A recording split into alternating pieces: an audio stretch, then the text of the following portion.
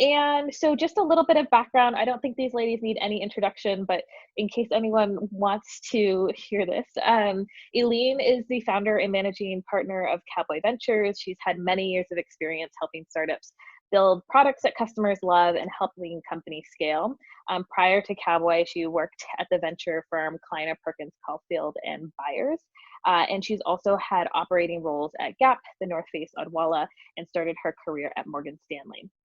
Kristina is a general partner at Andreessen Horowitz, where she focuses on enterprise and SaaS investing. She was previously a partner at Bessemer Venture Partners, and where she worked on numerous cloud and SaaS investments. And prior to Bessemer, she was an investor at JMI Equity and an investment banker at both Goldman Sachs and Credit Suisse. And both of these ladies are founders of AllRaise. So thank you again for being here. I think the question that I wanted to start with is what's going on in investors' minds right now? These are really crazy times. Aileen, I know you've lived and invested through several other economic downturns or crises. What's going through your mind right now as a VC? Oh boy. Our first priority, to be honest, is helping portfolio companies, because those are the folks that we've already made commitments to. So just helping them navigate what's very uncertain in terms of, scenario planning. Some portfolio companies have 3 scenarios, some have 7, some have 10. And they all have different, for enterprise companies, it's, what's in the funnel and what has been the sales cycle and what should we assume about who drops out of the funnel and what the sales cycle changes to and what the ACV has been and what it's going to be on renewals, like what's the renewal rate going to be, and if they renew, at what price or what discounts are people going to be asking for. And so then, looking at the different top line scenarios, we have to unfortunately model out what kind of cuts we need to make. And it's just hard to know whether we're cutting deep enough. And fortunately, we don't have too many companies that we're planning on raising this year. We do have a couple that we're planning on raising next year, and it also seems kind of unclear whether next year's gonna be worse or better. And so, just how much runway should you be planning for is something that obviously, I think, we have some ways that we're working with portfolio companies to make sure that we've modeled out what would trigger a move from plan A to plan B to plan C to plan D, and make sure we have those plans and that we've been transparent. And then also working with them on how we communicate this to employees, because we've lived through probably the most challenging recruiting environment I've ever seen over the past 5 years, and everyone's team is painstakingly curated with these incredible people, and having to let some of them go is terrible. So that's how we're spending most of our time. We are taking new pitch meetings, but it's probably usually it's probably 40 to 50% of my time, and right now it's probably 10 to 15% of my time. Yeah, and I can chime in there as well. So I think, every VC fund of talks on right now is very, very focused on the portfolio companies, because obviously we have a commitment to the entrepreneurs and in companies that we've already invested in. But I would say I'm probably in a new spot where I've been in venture for 8 years, and yet I have 0 portfolio companies right now. So I do find that it is a little bit person dependent, depending on the partners or investment professionals that you speak to. I think, obviously a lot of the market's been talking about a lot of what Aileen's talking about, which is how do we help our portfolio companies? How do we help people scenario plan? And I think it's incredibly important to figure out how to help companies have the longest runway possible. Because I really do believe cash is queen, because I think cash is king for too long. But, I think that's going to be the first most important thing, is to make sure no one knows how long this economic downturn is. We know it's going to be at least for another quarter or two. And, the longest in the recent history has been 2.5 years. And so it gives you some benchmark as to what the range could be. So be prepared. And you really do have to manage for your cash runway. But I also think it's important to remind people of the long game, right? Aileen and I are in venture because we love to back amazing founders building amazing technology. And ultimately, recession, if you look at any graph, is always a blimp in time. And so that's really, really important to remember as well. Stick to your mission, stick to what you're building at the core. That's what venture is backing as well. I'm definitely still taking meetings as a fund. We've definitely been still deploying capital. And so, it's easy to get discouraged by all the negative news out there, but I also think there's a positive side to it as well, which is we're all in it for the long game. Actually, economic downturns are a great time, particularly for this group of women on the call who are in the pre-seed and seed stage, to be building product and building companies. You don't have to worry about, can you suddenly like double or triple sales this year, because that's not actually what's most important. What's most important is product market fit.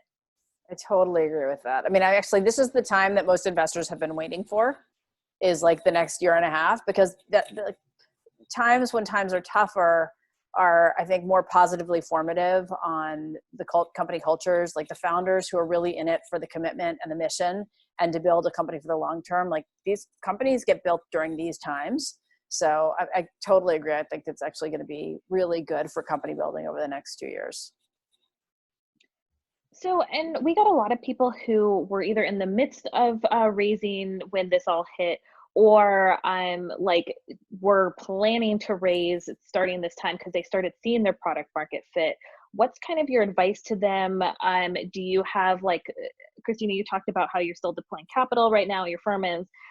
What kind of advice do you have for people who are kind of looking or needing capital, and then also how do you encourage them to take advantage of this time to really focus on building that company that will be really strong?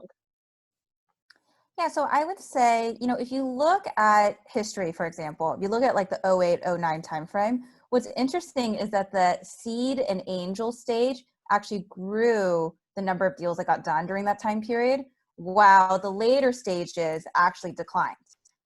So actually, for the people on this call, it's actually a great time to be building a company, and still a very good time to get funding, right? Because I do think investors going back to the roots, backing great founders with great ideas, and we're thinking very much for the long haul, because we are investing for, let's call it 5 to 7 year horizons. That like actually this pre-seed and seed stage, and I would say early Series A, is like a very, very attractive time period for us in particular as venture to invest. So I would say, if you're thinking about investing now, if you're thinking about getting funding now or in the near future, I don't think your plan changes dramatically, but I do think how you position your business and how you talk to VCs might modify a little bit from historically. So for example, I do think talking more about, if you are generating revenue, talking more about how you're generating it efficiently, how you're building your runway, I think will be very, very important. And I think also, like always, try to find the right investor in VC for you. Matching with people who have already indicated interest in the sector that you're playing in, or like might have similarities to you, or you might have a connection to, is always the best way to go for fundraising. I think timing wise, if you can, I think like, if you're ready for someone like Kristina, it's great because Kristina has an open dance card because since she changed firms, so she's got I think other folks like us who have like existing commitments, we're probably like 3 to 4 weeks into probably a 5 to 6 week like deep dive with portfolio companies. So my thinking is probably mid-May is when at least we at Cowboy and probably a lot of folks at other firms that have portfolio companies will have like come out the other side of spending a lot of time with portfolio companies. So just timing wise, in terms of like, if you were planning on raising in the next, let's say 3 to 5 months, I think for a lot of seed investors who've been around for a little while, waiting till May maybe would be just, they'll be a little bit less distracted and people will have kind of gotten used to the new rhythm of working from home and also getting to know people over Zoom. Because I think, it's probably going to be, we're going to have to come up with some new ways of getting to know people. Like maybe you just have like a drinks thing at 5 o'clock, or maybe we download a bunch of icebreakers and we ask each other random questions. We can kind of get to know people in a different way. Because that's part of at least our process, is getting to know people, what drives them. And people, I think, just have a different energy on video conference, but we're going to have to get used to the fact that we will for sure write checks without having met anyone in person. Yeah, I also saw some questions from folks about how to build relationships when you're not actively, like, obviously working with making sure that your portfolio companies that are existing now are in good shape is a lot of investors' number one priority right now. Do you recommend trying to reach out and start building that relationship with investors who may not be ready right now just because things are crazy? Do you have tips for that? Also, like, now pitching on Zoom and doing virtual kinds of meetings or pitches, any recommendations for those? You want to go, Kristina? So I think there's never a bad time to build a relationship with VCs. And then I do think that particularly because it's going to be harder for us to meet in person, building a relationship over some time period so we can understand what your vision is, learn a little bit more about the market, and actually see what if you set milestones and you hit those milestones along the way, quite frankly, that's how we build conviction over time. So that's a great way to build a relationship over time, particularly over Zoom. I will caveat though, is that I do see some entrepreneurs just take a million VC meetings. And I do think that, like, you want to, it's kind of like a dating funnel, right? Like, you meet some VCs and you're like, I kind of like these kind of align. I kind of don't like these as much. And when you start to filter and then you only do second and third dates with the people that you jive with more, I would highly recommend that fundraising in general in any environment, because your core day job is actually to build your business, not take VC meetings all the time, but it is helpful to build those relationships over some time period. So I would say, like, I've probably made about a dozen investments in my career, and I'm trying to think, probably only 1/3 of them did I actually meet the company during the same fundraising cycle and make an investment within, a week's time period. Well, the other 2/3 I got to know over at least one round or some time period, because that's actually how you build conviction and actually really build conviction in the entrepreneur as well. Yep, I agree. I'm trying to think about how I would do it. But yeah, I think there's different points of view on, like, if you're pre-seed, whether you want to get to know someone before you're ready for your seed. Because sometimes when you're pre-seed, like, your pitch gets much better. Like, once you've decided to do your seed round and you've been practicing your pitch, like, your pitch from pitch the first time you do it to the 10th time you do it to the 20th time you do it, it's so much better that it's sometimes better not to show people, like, the really ugly raw pitch that doesn't make a ton of sense 3 months before you're really ready. Because hold on, I don't know. Can you tell me later? Sorry, my son is on spring break, so he's asking a question. Sorry. Can I tell you in an hour? Okay. So I kind of go back and forth on that. Like, I think people should expect that the fundraising process, if you can afford the time, will take longer than it used to take. Because you'll want to have multiple meetings with someone and get to know each other. And over the course of, let's say, maybe 3 to 5 or 6 weeks, whereas maybe before, people used to be really psyched of, like, figuring out, like, I'm going to start having pitch meetings, I want a term sheet 2 weeks later. I think that will be a lot harder. And so building that into your process might be the right thing to do. Yeah. And I also I know, like, VCs tend to take the summer months off. Do you think that's still going to be true? I know it's a little hard to predict into the future, but what do you think in terms of, like, a summer seasonality plan? That's a good question. I mean, Yeah. I don't think people are going to be traveling this summer at the same rate as prior summers. I also think that's a misnomer now. I do think some percentage of partners do travel, but I don't really actually see the deal volume go down in the summer. In fact, I've done a lot of deals in the summer. I think historically VCs would just fly back for deals they were really excited about. So while, yes, maybe a few more deals announced in September, quite frankly, like, there's been so much preempting the space, and that may change, but there's been so much preempting in the space that, like, I actually think VC's been year round for the last couple of years. Yeah, I agree. Even, like, over the holidays, it happens. Like, I think it's some VC, it's more for A, B, C. Some VC firms have a hard time getting partner approval meetings done, like, the last 2 weeks of August, but that's really it, I think. Okay.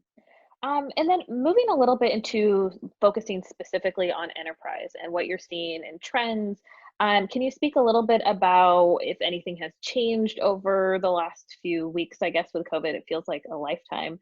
If there are trends of, industries that are doing really well, ones that are not and how you're kind of approaching it now that we're in this kind of pandemic world. Sure, I can start. Go for it. Well, so I think, look, I think quite frankly, SaaS has a better reason to exist ever than compared before, right? I mean, if you really think about it, like who wants a VPN into their on-premise software at home? It's just super, super painful. And now that we're all in work from home, I do think a lot of people, one, in many industries start to realize they're more productive. I'm definitely more productive on a like hourly basis than I ever was before in the office. Yes, I would like a little bit more camaraderie that's not over Zoom, but from an actual productivity standpoint, I'm much, much more productive. And so I do think a lot of people will exit work from home and realize that, hey, a lot of these things can be done remotely. So I do think a lot of remote work and future of work has seen a big upswing in the last few weeks. And anything that has to do with collaboration, where like, you know, the three of us can work together and collaborate on something that we don't have to be in person is going to see a rise as well. So those are probably two big themes that we're seeing a lot. Probably the third is whenever, and this is like more broadly speaking with kind of the economic impact, whenever there is a market downturn, you actually see a huge catalyst from changing from on-premise to SaaS. Partly because it's cheaper, but partly because you're going through an entire new analysis of vendors to figure out, you know, how do I save costs, but how do I be more productive as well? And so if you look at the last downturn, basically software spend declined by 20%, like total software spend, but SaaS spend increased by 20 to 30% during that time period. And so there was almost a 40 to 50% spread between the two industries. So I actually think like I get really, really excited about all the new opportunities that touch collaboration, remote work, and obviously all the typical things like mobile and things like that will continue to grow as well. Yeah, I agree. I think the thing that's hard right now is customers are distracted. Right. So if you're trying to make progress like month over month with your customers, like if you've got a product and you want to get some pilots done, for example, you know, for an early stage company, it's really hard to get people's attentions right now, and how to build that into your forecast when you're raising in terms of like, you know, what you tell investors you'll be able to accomplish for the rest of the year. It's really hard to know. And so I think what we'll probably be looking for is how you communicate, how you think, and how thoughtful you've been about, like, if this happens, here's what I'm going to do. If this happens, here's what I'm going to do. If this happens, I've thought about that. That's a really good question. And I figured out, like, if that happens, this is how I'm going to handle it. And so like at seed, you're pre-seed and you want to raise a seed. It's a lot of it is like, we're taking a risk on you and your judgment and your ability to figure stuff out. When roadblocks get thrown in front of you, how do you swerve and how do you think through these obstacles? And there just for sure will be obstacles. And I think one of them will be that, like, historically most sales have been done in person, unless you have a totally self-serve model. But if you have a product that's not self-serve, how you're going to get people's attention in an environment, which probably for the next 12 months will be like no new stuff in a lot of enterprise environments, like I think it's going to be challenging. And I do think it will be hard for people to raise money on this. Market's really big. We're just going to build it for 12 months and we're not going to have any market validation until the economy rebounds. Like, I think it's going to be really hard to fundraise against. And so you have to kind of find a happy medium of not pretending and being overconfident that like there's no disruption to your business, because that's not going to fly and will, I think, reduce your credibility. But like being in a business that can make progress, and also not decelerate after the downturn rebounds. You know, there may be some things that do really well right now, but then they kind of fall over when people go back to doing things in person. So how you explain that, I think, will be important as well. I also think it's important to recognize at what stage you are. There are going to be different ways to measure milestones. So first, like, try to figure out what the milestones are, to Aileen's point. And when you achieve those along the way, that gives, because everyone's figuring out what the new milestones are going to be. Like, historically, it was like, oh, like everyone talks about like the triple, double. Well, that's probably not going to be the new standard in the next like year or two. There's going to be some new standards. So like, if you show us that you can come up with milestones and consistently hit them, that's a huge validation point. Totally agree with Aileen. And at different stages, I mean, think about like at like, you know, the pre-seed stage, it's going to be about, can you articulate an interesting market and product pain point? And can you find the right design partners to build that with. That actually right now is a good opportunity and time to do that, because quite frankly, like they may not want to pay for things right now. But just like if you have like the self-serve model, when you allow customers to try the product before buying, if you build a product they love, they are going to want to pay for it. And then we move on to kind of like the seed stage, where you've got like a handful of customers, some paying, some not, and you're trying to figure out how to expand from there.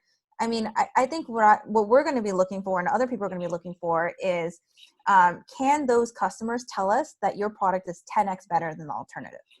And so that's what you want to solve for. You know, I think it's going to be less about like, do you hit revenue targets? Because it's going to be hard to measure how to grow. We don't know what the new benchmarks are going to be. And so I think what you want to do is go back to the basics. At each stage, you want to solve for, you know, first, do I have a market, and am I building the right product for it? Second, you know, do I solve something that's 10x better for our customers? And then third, as you start moving to like A and onwards, it's like, can I sell it in some way that's efficient? And maybe it might not grow as fast as it might have grown 2 years ago, but if you can find, you know, cost-efficient customer acquisition, that's attractive in any market. Yep. Great. I'm super interested. You mentioned at the beginning talking about kind of the scenario planning with some of your portfolio companies, Aileen, and Kristina. You now mentioned like, you know, talking about different milestones that you're trying to reach, and really thinking about how a founder is coming up with these different scenarios and coming up with these answers, anticipating these questions. What kind of suggestions do you have for either coming up with these scenarios? I see somebody asked about like milestone by funding stage, if it's documented anywhere. What kind of advice can you give about like having structure or creating structure to kind of think about through their market problem or something else like that? Do you want to start, or? Okay, let me try to think about this. So, I mean, I think it's very hard to have like a set, you know, milestones by funding stage, because so much of it depends on what your end market is, how big that end market is. But I would say very, very generally at like, you know, the pre-seed and seed stage, like we're backing you, right? We're in the people business. And so we're backing your ability to hire, to recognize the customer pain points, and as Aileen described, like your ability to be dynamic in very difficult or different situations. So that's very hard to give you a milestone structure around that. I would say as you start moving over to, you know, the Series A world, so as you think about prepping for that world, you know, I think like when I think about Series A, I think about like, are there a dozen or so customers I can talk to understand that the product's 10x better? And can I understand the market well enough to understand your position in it, to have at least some thesis as to why there's some unfair advantage to win? And that could be some data moat, that could be you're an early mover in the market, that could be that you're defining the market, that could be your existing kind of technology and channel partnerships in the market. So that's how I think about evaluating a business. Obviously, Aileen is a little bit more at the seed stage. You know, I'm mostly at the A stage, but occasionally we'll do some seed as well. But hopefully that gives you some frameworks. But I try to move people away from metrics, just because, I mean, there are the key metrics, particularly for SaaS. Like you're going to look at like retention, and you're going to look at overall ARR growth and CAC payback. And those are the metrics you want to start tracking for best practices. But I think it's really hard to have benchmarks for that at the Series A, and particularly at the seed stage. I think that's for you to have good practices for the future. Yeah, the one thing I would add is like all seed investors, unless you tell us that you're not planning on going the traditional venture route, we're going to assume that you're going to have to raise an A and a B and a C, right? And so one of the things that Series A investors and Series B investors are looking for is like, is the category really big? And can you build a really big company? And do you come across as a founder who can be at the helm? Like, do you have a big vision and you actually could scale the company to be something that's going to be worth $1 billion or billions of dollars? And so even though I think that like there are a lot of, someone asked about some of the metrics, like there are a lot of good, I mean, Kristina has actually written a lot of them, like good blogs and analyses about like cloud benchmarks in terms of like in their first 5 years, like how did the leading SaaS companies do in terms of revenue or ACV or retention? or gross margins, or like spend on marketing and stuff like that. So there's a lot online you can look at that have been the benchmarks in the past. Again, they're not going to be the benchmarks in the future, and we wish we could tell you what they're going to be. But I do think that your storytelling ability is also really important in terms of how you talk about, like, you know, where you are right now, what you're going to get done during the next 12 months, and what that puts you on the path for. So kind of like 5 years from now, what kind of a company you're going to be running, and then working backwards from that, like why you're, like, which direction is your, like, you're pointing your boat, and where's your true north. I love that you said, Kristina, you're in the people business, and that it's really just about like investing. You're making the bet on the founder, their vision for the company, as you mentioned, Aileen, and how they're kind of maneuvering the company through uncertain times. What are your suggestions, and what are you looking for in an investor when somebody comes in to pitch you? Like, what is the ideal people match, I guess, that would instill confidence? It's a good question.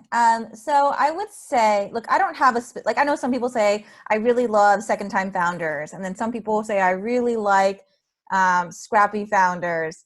You know, I think what I'm looking for, one is a big passion for what they're building, because it's such a long journey, right? Like, not only are we partnering for 5, 7, 10 years, but the entrepreneur has to be excited by what they're building for the entire existence of the company. So when I look for passion for what they're building. And I particularly like to see that there's relevance from their background or personal experience of what they want to solve as related to that passion as well. Like, I'll give an example. Like, you know, I was involved with investing in ServiceTitan in the home services space. And a big reason why I got so excited to back Ara and Bahe, who were, you know, first generation kids to go to college. Their dads were plumbers. For your knowledge, ServiceTitan was basically software for plumbers, HVAC, electrical, home services. And they wanted to build a software that would make their dad's lives better. And like, that was just like, it hit right at home, right? Because it was like, these guys had, you know, they had the passion to build something to make the industry better, but they also knew that market way better than any other person in Silicon Valley that, you know, opportunistically found this idea and jumped into it. And then third, they had amazing customer validation, because they were basically selling the product or giving it away for free for years, well before they actually started to like build a venture style business. And so that's one thing that I just really like, is just, you know, people are passionate, but also they've got the right background experience in order to build what they're saying they're going to build. Yeah, I would totally agree with that. I would say when we look at our seed investments so far at Cowboy Ventures, about half the time there is no product, and half the time they have built something. So obviously, if you have no product, there's no revenue. So like half the time there's really, like, they just need the money. So it really is either proof of concept or customer discovery, or, you know, the founder's personal connection to the problem. Sometimes they've hacked together a non-technical solution to try and prove there's a there. Like at Guild Education, that was the case where the founders had this desire to try and help people who were basically cobbling together like work through hourly work and just not on a good path. And so they basically, you know, came up with an idea to do like a career boot camp. They rented strip mall space, like remnant strip mall space, and like advertised on Craigslist and did these boot camps. And their idea was like, there's this big problem, and we think we can build technology to try and scale this and do it, but we're not technologists. We need help to hire engineers, figure out what the product's going to be. And like, that's what we invested on that at seed. And I think that will continue to be the case. And especially if it's a software business that's targeting enterprises, which is what Guild is now. Actually, it wasn't even in the beginning. Those kinds of things should be able to do well during these challenging times, especially if you're not going to be as focused on monetization as you are going to be on usage and engagement. And like Kristina said, like really making a difference with the product and making it something that people feel like they would, like, you know, that they would walk over hot coals for, because you can usually figure out how to monetize that later. And so that's really, I think, I would say the majority of what we invest in is that's what we're looking for. Great. I like to call it, you want a painkiller, not a vitamin. You want something that like really solves a pain point, not like, oh, it's nice and I'm generally happy for it. Like, those are the ones that are a little bit more market resilient. Yeah, like, no, this market, unfortunately, like, I think some folks who were working on ideas that might have gotten funded 6 months ago that were more nice to have. They were a little additive. They're more like widgets or tools. And unfortunately, in this environment for the next 12 to 24 months, a lot of folks are paring back. They're even asking for discounts, like up to 50% on the things that they've used to run their business. And they're going to be a little frozen on buying like the nice to have. So like Kristina's saying, I think it has to be like something that's really easy to adopt, hopefully, and becomes a need to have very quickly.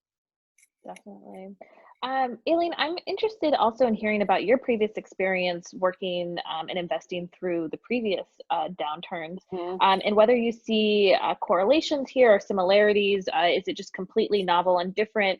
Do you think we can kind of use these past economic downturns as kind of like models for what might happen in the future? Or do you think it's just totally unprecedented?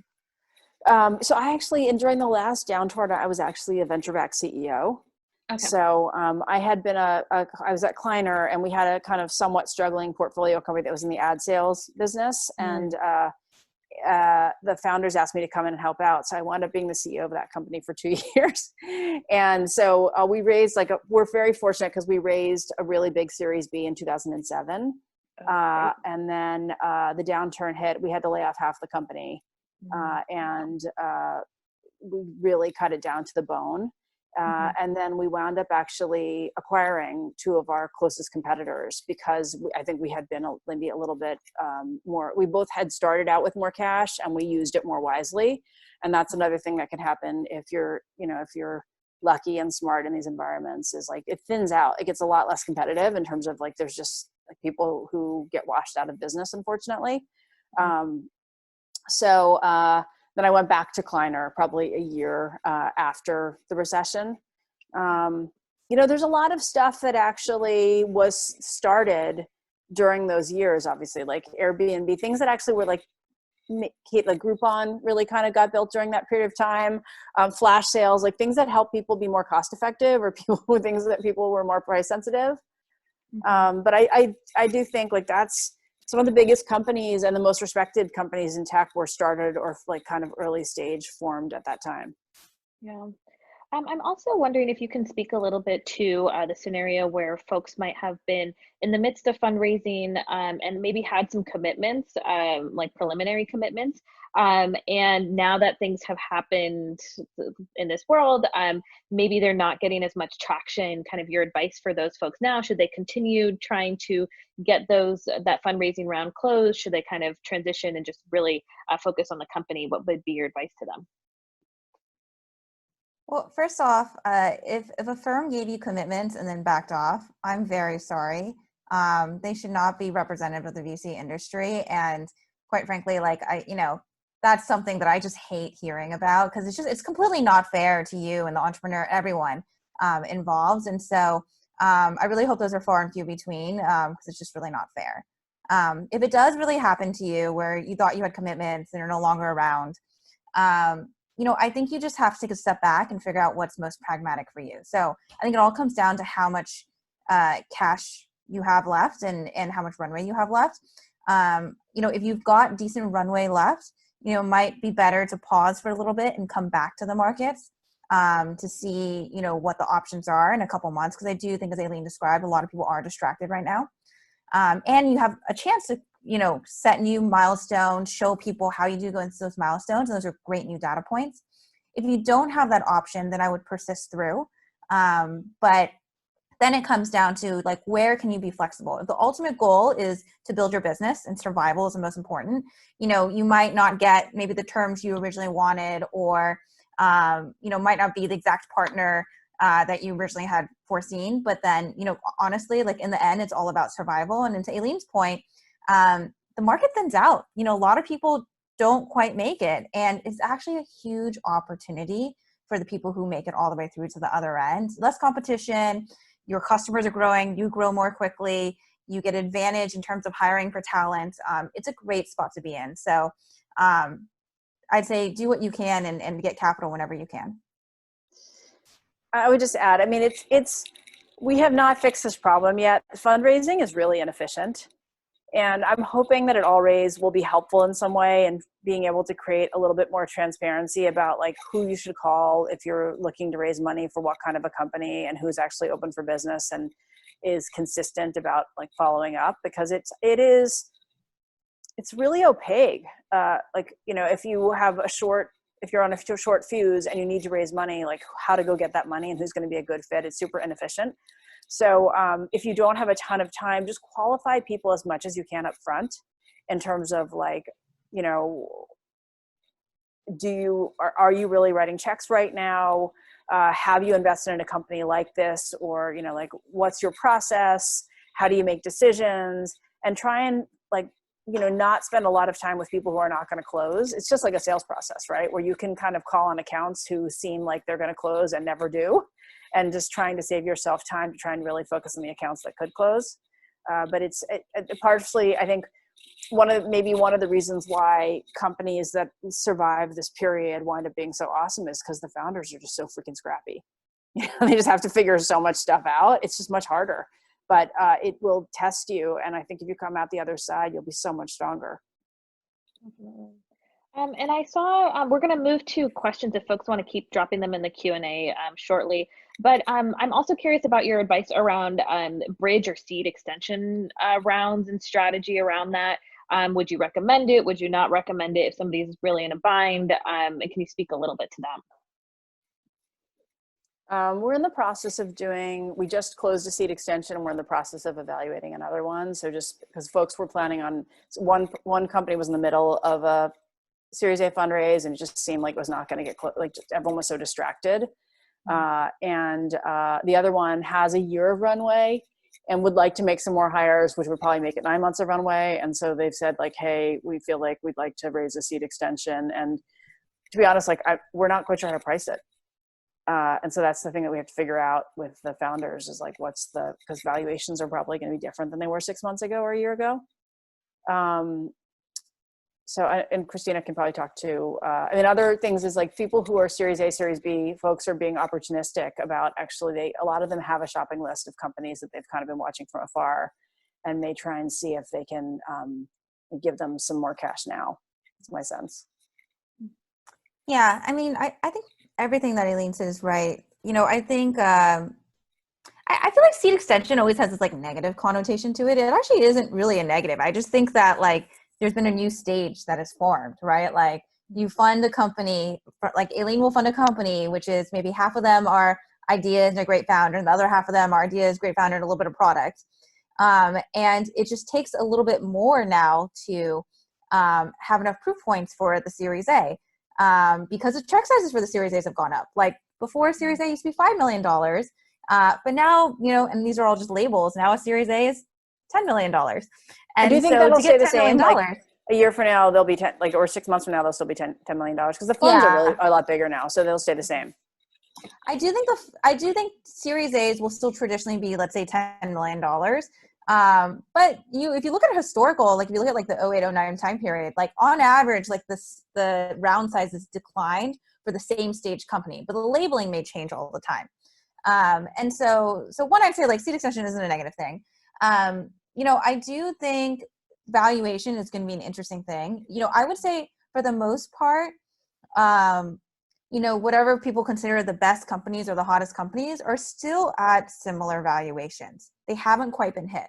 But I do think, as Aileen pointed out, there have been a number of companies that historically would have been able to raise are having a much harder time raising now. And so I think that means valuations will move over time. It's very hard to tell how quickly they'll move and what they'll move to. And so if you are doing a seed extension, in the end, I think it's all about survival. So like if you have the option of raising more cash and let's say doing a Series A, and it's not too much dilution for you, I would say that's a fantastic option. It really positions you well to capture the market and have a ton of runway and a strategic advantage in this environment.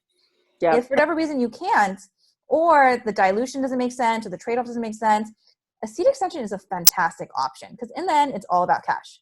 And so I don't think it's a negative. I think it's just capturing the cash when you can get it.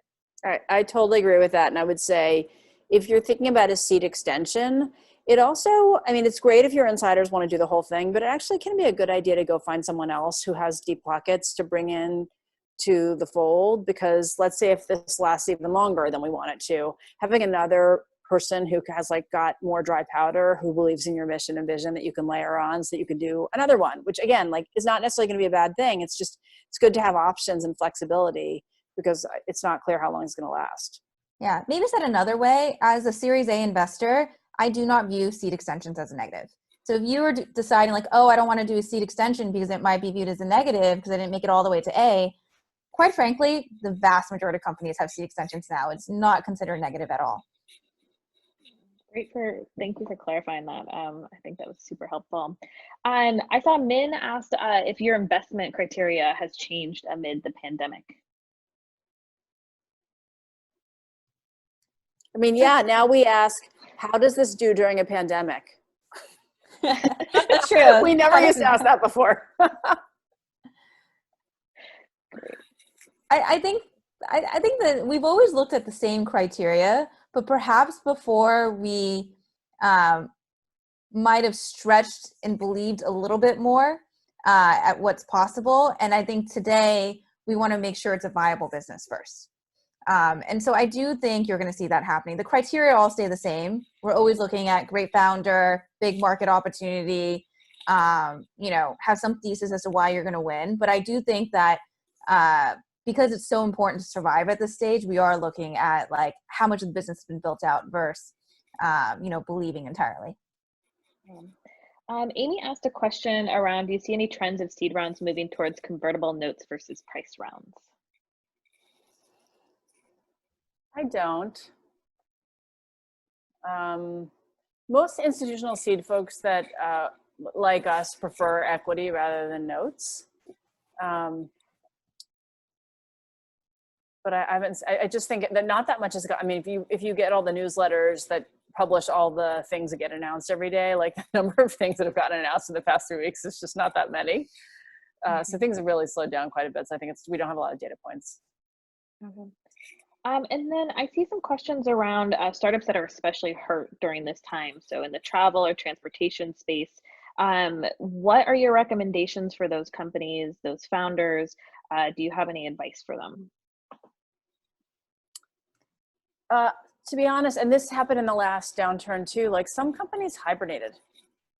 Some ideas might be great ideas when people can travel, but for the next 12 to 24 months, they're not a great idea. So some companies just kind of don't spend any money and the founders go do other stuff. And then they kind of keep working on it and then get back on it like when it's closer to recovery.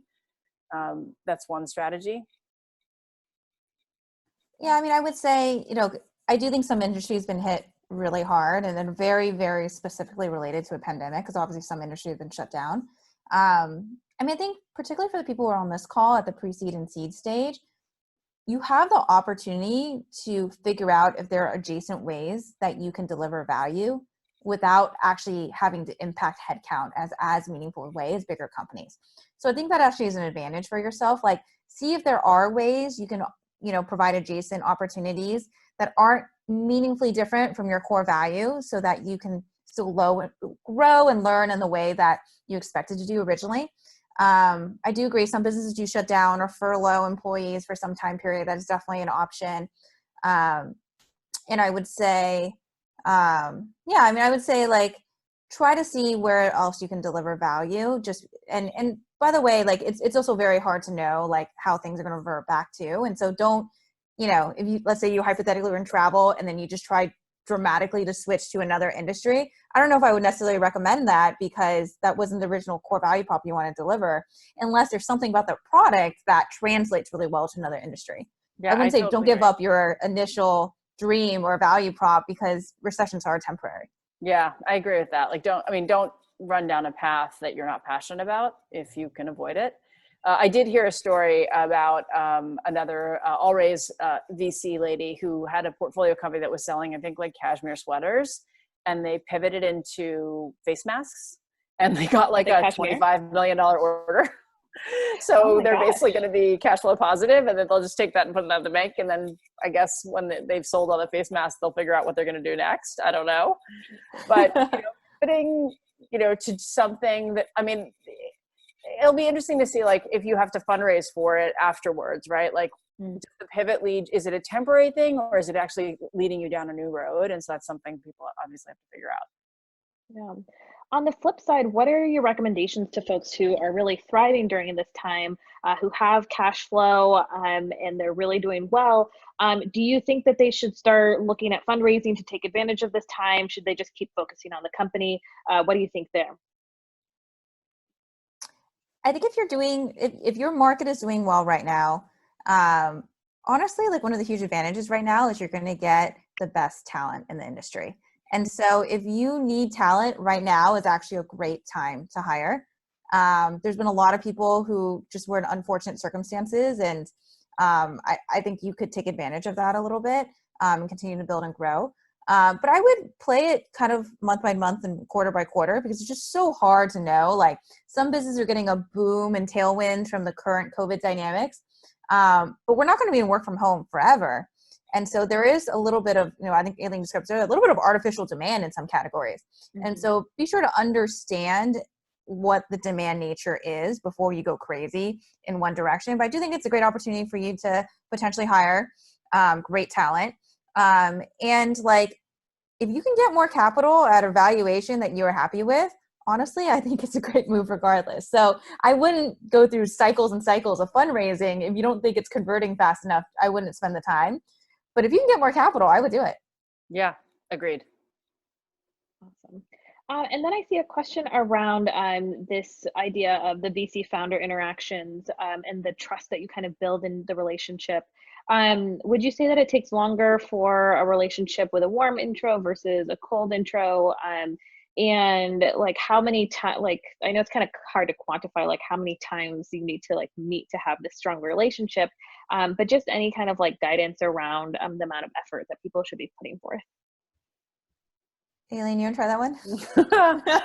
I mean, this is going to be new on both sides. So we're going to try and communicate that, right? And I think when it's harder to read body language and like the secret energy that people emit when they're face to face, I think we're just going to have to over communicate, right? If you feel like something that you said didn't come across the right way, or if you have a question or you're not feeling it, I think people on both sides need to be more proactive and really communicating like what's on your mind, or what's making you feel bad, or what's something you want to make sure that the other person knows. Because when I think about a lot of the founders that we have close relationships with, it was like, we had a face-to-face meeting at a coffee shop or something. And like in the first meeting, it just seemed like we had really good chemistry. And that, we had a couple meetings after that, but there's always the memory of that first meeting. And I think it's just really hard to achieve that over video conference. And so we're going to have to just give each other more time and more shots on goal. Definitely makes sense. We have about 9 minutes left in this session. I wanted to let you two just share kind of like major takeaways or advice that you would give to all the folks on this call.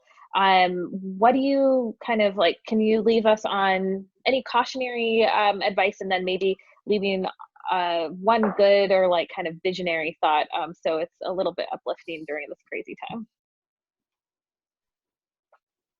So I would say, I think maybe this is more of a summary of our conversation as opposed to new info, but I would say like, look, play it smart right now. I would, think about cash burn, think about focus on your customers and making sure they have just an incredible experience with your product. And don't worry so much about like trying to grow dramatically or like building, 10 million things. Like, focus is going to be the key in the near term, and survival is going to be the key in the near term. But the positive is, honestly, the best companies are built in an economic downturn. I even think about like Dropbox, right? Like Dropbox was just like giving their product away for free or self-serving, and grew entirely through the economic downturn. And the reason why that business just boomed is because people got to try the product, loved it, and then when they had money, they just started buying more of it. And so think about like ways to give your customers an experience with your product, so they can fall in love with it. And then as the economy turns, you'll be incredibly well positioned. You'll have cash. There'll be less competition. And quite frankly, like, it's the best time to be building business. So particularly everyone on this call who's at the pre-seed and seed stage, like, this is a phenomenal time to build a business. And I think the next decade's can be really exciting. I think that's super well said. I keep thinking about what you said, Kristina, about like making sure your product is 10x better. Like, I think this is just a great time to focus on really surprising and delighting the customer. And if you have that product market fit where your product really is excellent and outstanding and so much better than the alternative, like, you will have a great future. And I also keep thinking about, I think it was a Forbes guest article about like, who's really rocking this downturn? It's women. Like, I don't think women leaders get the credit that they should. And obviously in politics, it's, you know, a bunch of bozos are getting a lot of attention, and just women just have so much substance and so much fantastic leadership and integrity and plans, you know, like thoughtful plans and really awesome execution. And I think, you know, it's frustrating to watch that, but it's just a matter of time. Like, you know, it is going to happen. And I think the world is going to see through this recession and what comes out the other side, how awesome female founders are and what fantastic businesses and teams female leaders create. And so we just can't let up. We are super excited to help you build those companies, and it's going to be our time. Incredibly excited. I forgot to mention, look, I have my All Race shirt. Oh, yay! I love it. Yay. That's so great.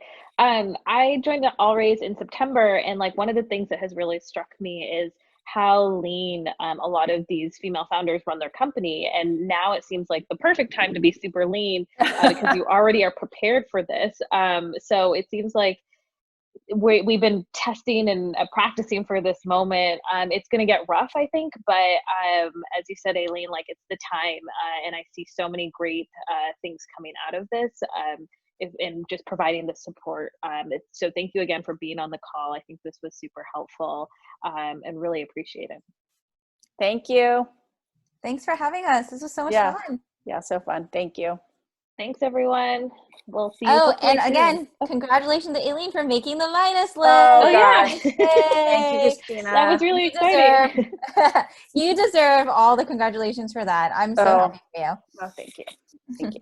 Yeah. Thank you again, everyone. Thanks. Bye. And thank you, Katie. This is great. Yeah, thank you, Katie. You're really good at this. Thanks. Bye, everyone.